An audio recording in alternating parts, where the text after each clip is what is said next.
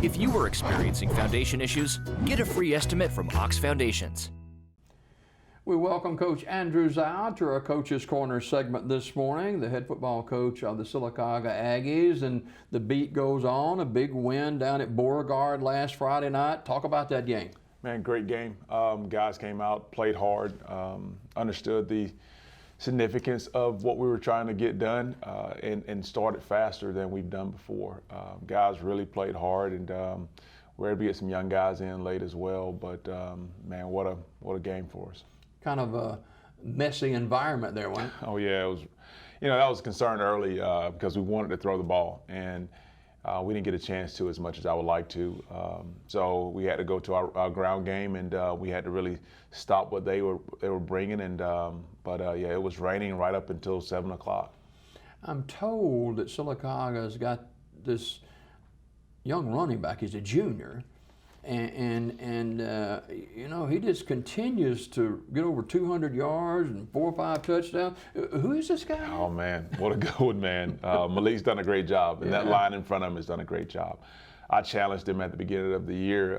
Whenever they would get 200 plus yards, I would buy pancakes for the linemen, and I'm up for that. I didn't do it so far, but I'm up for that again. So I got to find out a way and scratch my pocket to find where I can get these boys some pancakes. But anytime they do that, it's really special for Malik. He understands the significance of his offensive line and what we do around him. So, man, what a talent that we do have in him, though. You know, Coach, these 200-yard games, he keep throwing those up there. You're going to have to take out a loan for them pancakes. Oh, yeah, some help. I know.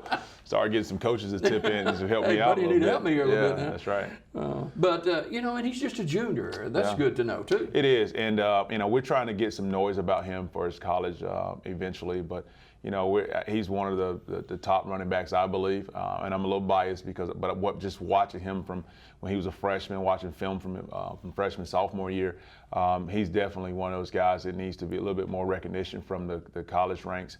And I think he'll get that. I think he's one of those dynamic backs who understands the zone scheme now. He's never been in it, but he's starting to understand the patience that you need as a back. And I think if guys are not aware of him, they may lose out on getting a good back. In a game like this, or several times during the season prior, do you note how many carries you'd like to get a back? Yeah, I was talking with a buddy of mine, named C.J. Spiller, actually played at Clemson and played in the NFL for a while. And I remember that name. He gave me a few tips on some things that he was doing over at Clemson now. And we actually started charting touches of guys. And so we're charting how many touches does Malik have, how many touches does Burns or even D. Ware or Luke Benson.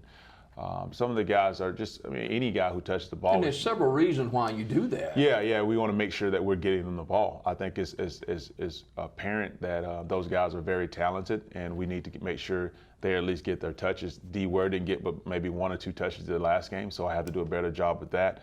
Burns is another guy, so is Luke, and of course Malik gets the majority of the catches. But the other day we went up so fast, and it was hard to keep throwing the ball, and then you had to find different ways to get other guys the ball. Talk about the early part of the football game when you were able to establish some superiority there.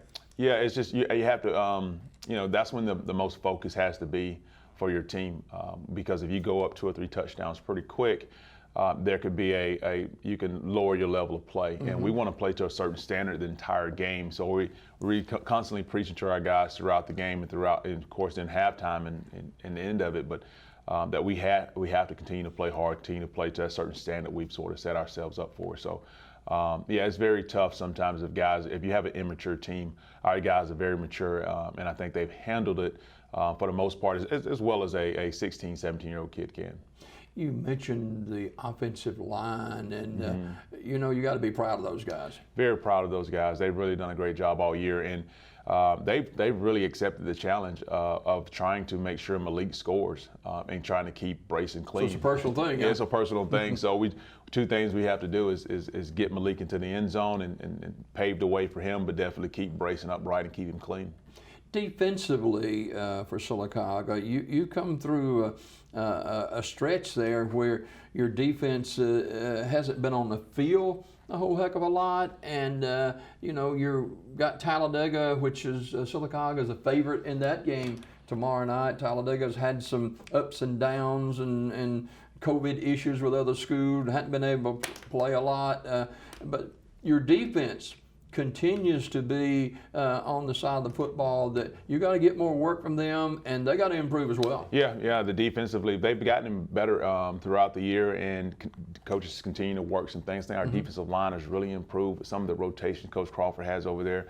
So he's done a great job with getting those guys in, getting new guys just some playing time, young guys. But defensively, we've gotten better. It was tough early because we were putting in a new defense, and guys were playing positions they may not have played before. But their time on the field has been very important. And like we had some misalignments early in the year that cost us. So, but over time, those guys have gotten better, like we all have, and we've gotten used to each other. And we sort of know where a guy needs to be and where he wants to be and needs to be as far as our defensive schemes go. You know, you got these kids when you get a lead like that, and you got kids whose mamas and daddies are in the stand. They follow them. They work every day, and probably know in the back of their mind, I might not get a lot of playing time, but it's so rewarding to get those guys into a game. It is. It's definitely to let our guys, other guys who may not get that time, but give them. You know, I want every kid to possibly, when they ride home with their parents or they're at home around their kitchen table or whatever it may be, to have that conversation of what they did in the game. And it's very important that we give them that opportunity. All right, talk about Talladega a little bit.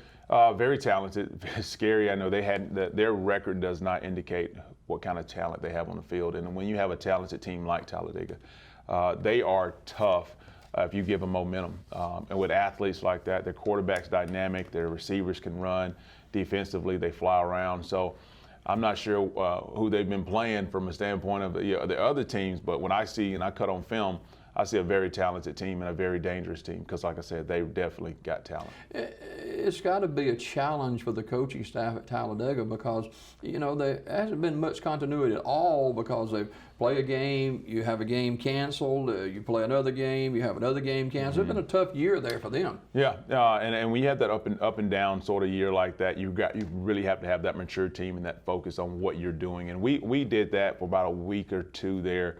Well, we were on and off, but our guys and our coaching staff did a great job of just making sure we focused on us, focused on what we can do to get better, because you can't control everything, and understanding that makes my day go better, because if our kids and myself and our coaching staff understand that we can't control everything outside of what we can, we'll be better off for it. And but they really went up and down a little bit this year, but you know, I think everyone has.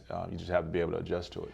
How important is it you get out of the gate early at Legion Stadium tomorrow night? Very, very important. And with our crowd there, that'll be outstanding for us because we hadn't played home in a long time. So we're looking forward to getting off to a fast start. With some of the man-to-man stuff they run defensively and crowd in the box, and we're gonna definitely be challenged. And I'm looking forward to it. Our guys need to be challenged. It's going to be a dogfight for sure. I saved this for last.